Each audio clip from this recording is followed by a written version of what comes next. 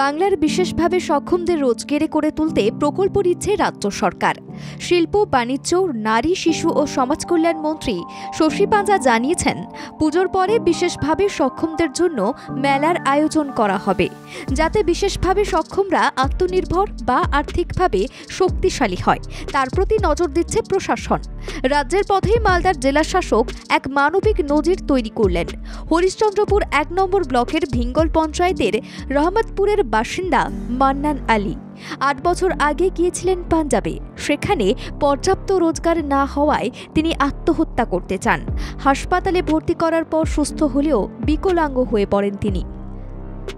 সামাজিক মাধ্যমে বিশেষভাবে সক্ষমের কথা জানার পর তিনি তাঁদের জীবনের গতি বাড়াতে এগিয়ে আসেন।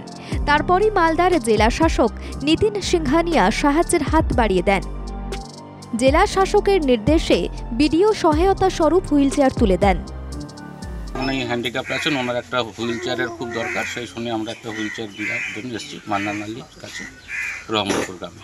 সামনে আমি সেটা ব্যবস্থা করে দেবো। আগে তো যোগাযোগ করেনি, ওনার মায়ের কার্ড আছে, ওনার মায়ের কার্ডের সঙ্গে ওনার নামটা ইনক্লুড করে দেবো, আগামী সোমবারের মধ্যে হয়ে যাবে। মানবিক প্রশাসনের এই কাজে এগিয়ে চলার শক্তি পাচ্ছেন এই বিশেষভাবে সক্ষম ব্যক্তি।